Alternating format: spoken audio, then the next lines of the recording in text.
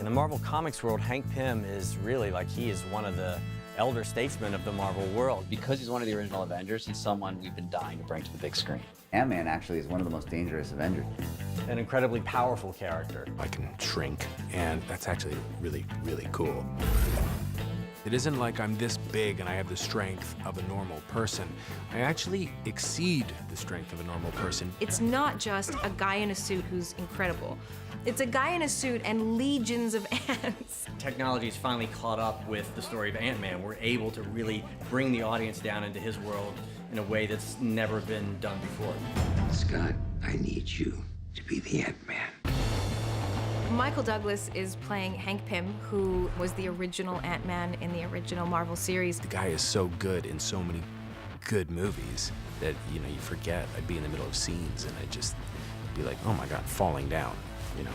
Michael is amazing because Michael thrives in these sort of characters who live in a gray area. You know they're a hero, but you don't know that they're always going to make the right choice. This has been a whole new experience, and I loved it. I've never been in the Marvel world before, never done any kind of this green screen special effects, so Ant-Man was definitely a new experience. We need you. The Pym particle is a miracle, please. Don't let your past determine the future. As long as I am alive, nobody will ever get that formula.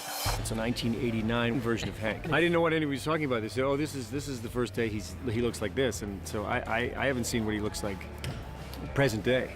Ants, they can do a lot of things, but they still need a leader. Somebody that can infiltrate a place that's designed to prevent infiltration.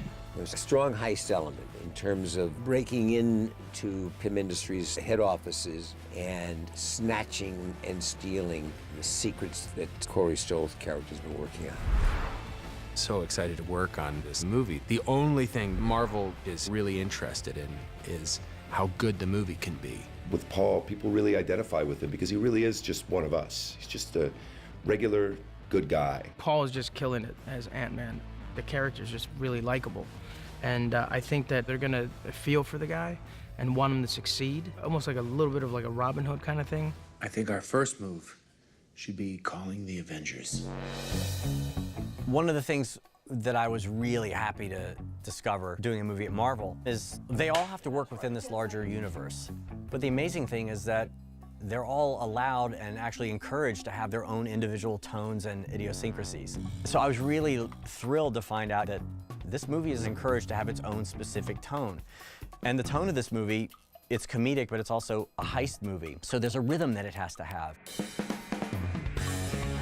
And that rhythm really affected the way I shot the movie, and then, you know, in terms of music, the way we scored the movie. A little bit of jazzy vibe to it, and also really fun. In every good heist movie, you need that moment where there's all this technical jargon flying back and forth, and the layman sitting in their seats is like, they're so smart, I have no idea what's going on, but they're gonna kick ass. I love it. It feels sort of like a Ocean's 11 movie, you know, where you've got all these different little special teams. Let's give it more heist tropes. You know, there are a couple of times where Luis has these tips about a possible thing, and the way we present it with him sort of telling the story and as this unreliable narrator and the camera's whipping around to these different people. Yeah, crazy stupid fine. Scott is estranged from his ex-wife and from his daughter, and these guys are his family in the movie. And, you know, when they come back toward the end of the movie, when he suggests, like, we might need some other guys to pull this thing off, there's such an uplift from the audience when they see the movie because you just love these characters. It's like Hawaiian pizza. You know, you take some ham and some pineapple and some cheese and you're like, that's never gonna work.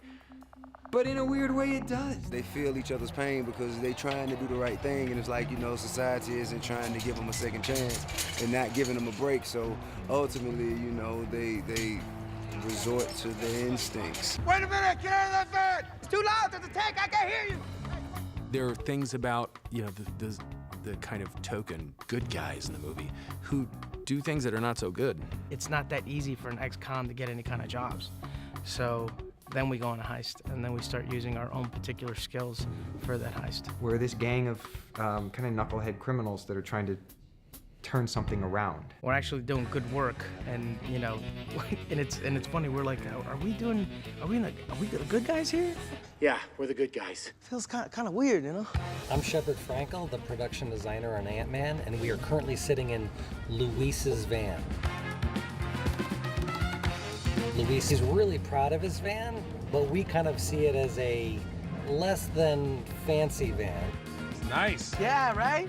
Yeah, that van, it definitely smells. You know, you just try to clean a turd and polish a turd, but it's still a turd. I mean, and it's even the color of a turd. The van, man, it started out as a not so glamorous vehicle and turned into a not so glamorous vehicle. And back it up. Okay? All you gotta do is we just back it up. Unless we break in and steal the Yellow Jacket and destroy all the data, Darren Cross is going to unleash chaos upon the world. We are at PIM Technologies tonight, and we are going to blow it up. This is the climax of our film and the setting of the big heist that pays off all the setup that we've been building throughout the entire movie. Scott Lang, Hank Pym, and Hope Van Dyne have been meticulously planning this event, and it all pays off right here. We were at the Georgia Archives building, and it was a long road trying to find a location that felt like it could be a place Hank Pym built in the early 90s, but also house all the future technologies that his protege, Darren Cross, puts into it and builds within it. The charges are set. We've got to find a way out of here, and fast. Don't worry. I'm not going to die. And neither are you. A tank, which seems like a innocuous little keychain throughout the entire movie, is going to suddenly expand in the 10th story of a giant building and careen through the side, smash into a fountain, and explode.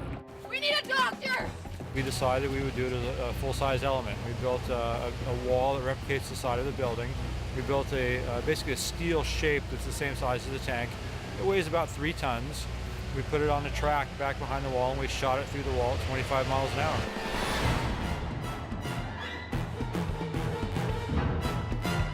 You look at how dirty and how messy and how great it looked with all that debris, all that stuff flying through the air and the stuff breaking. I mean, it's hard probably to model that in the computer. It's just, you get so much value out of something like this on set. It just looks different. Multiple shots fired!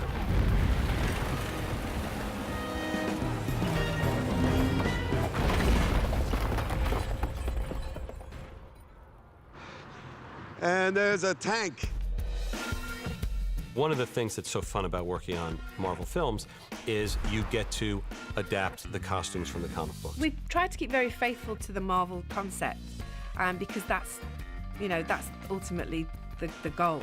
They gave us a couple of shots of the helmet and of the suit, and I basically worked from that. Anything that is close up on him, he wears his beauty suit, which has got hard shoulders, hard corners, hard helmet. If he has to do a stunt, he would wear one that all those elements are made in a rubber form, so it's much more bendable and he can move more. It never gets old. You never lose that rush of seeing the actor for the first time in the finished version of the costume. When I put it on the first time, I stood differently. And I couldn't get over the fact that I was in the Ant-Man suit. I actually was like, man, I wish I had a suit. That's the only time you ever think of, like, I wish I had a suit in one of these movies. He walked into the room and I was just like, oh my God, that's so cool. He's in like an Eddie Murphy Raw suit. So it's pretty funny. Sexy. Nah, man, I was just, what if you have to pee? You know, I don't see a zipper or nothing, man. It reminds me in some ways of like Evel Knievel. You know, they even sort of mistakenly say, oh, there's just this motorcycle suit. It feels like a motorcycle suit in some ways. And even the shrinking device, it's just a big red button on the thing. There's something very analog about this suit. I'm heavily biased on this issue, obviously, but I think the Ant-Man suit is the best designed suit in the Marvel Cinematic Universe. Paul was working out a lot, so we knew from his first fitting that he would lose a lot of weight by the time we got to the final suit. I think he's lost about 5.5 inches off his waist since November.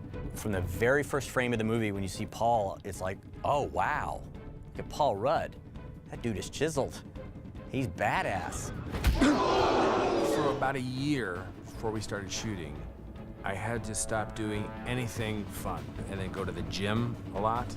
I had to take these tumbling classes and learn, you know, how to do flips and light parkour. And it was just complete immersion in trying to get in shape and focused for the job at hand. Because normally the parts I play, they don't ever even want me in shape. I did some of the mocap stuff early on, like that first week, and I was like, I've been working hard for a year, and I'm rolling around, I'm doing flips, and I'm doing, and after about 30 minutes, I gotta take 10 minutes. This is really hard, I'm exhausted, it's super tiring. And then Colin, who's doing things like falling 3 stories and landing on a metal bar and then flipping over again, would just do it all day. Never complain. He's got that stunt guy thing that just, they are cowboys. They don't complain, they're just get up, do it again. And even the stunt team, even the other stunt people were like, Colin is insane. He's unbelievable. Like I think he's the real superhero of the movie. We are on the bathtub set. This is for Scott's first shrink. I'm gonna pull Colin along, start him here, hang him on the wires, run, up as high as they want us to take him. The only thing that's uncomfortable about the wire work is the harness digs into places that you don't really want it getting dug into. But no, it's not too bad, and it's fun. I mean, it's all really fun. You want to show me how to punch? Show me.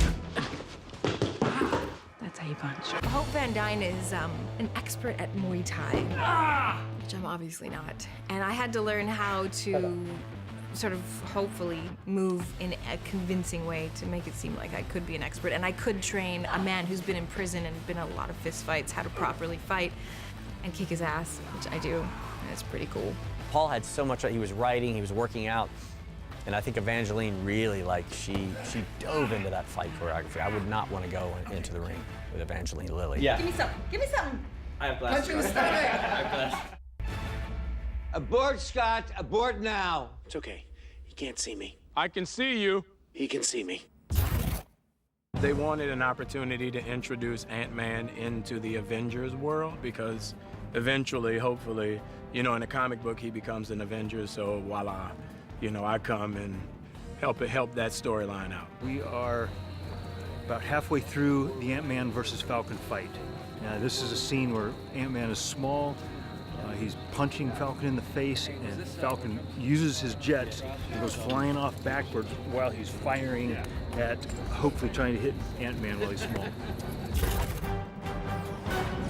It's really important to me that Cap never finds out about this.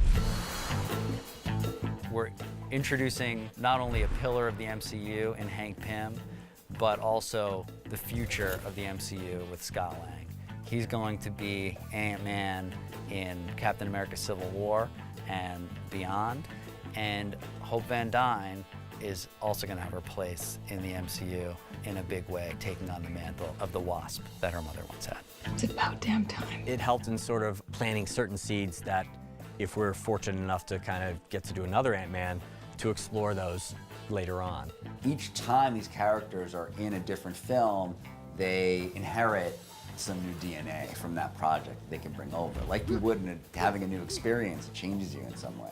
And I think it's going to be really interesting to see how Paul Rudd as Scott Lang mixes with the Avengers that are in Captain America 3. I think he's going to be a standout. His power set is so interesting compared to the other group, but he also has the comedic sensibilities that are really going to be fun to watch. Nobody has any idea how unique it is, how different it is, and how people are going to want to see this little guy take on all the villains of the world. Got it? That's officially it. That is the end, the wrap on principal photography for Ant-Man. Thank you all.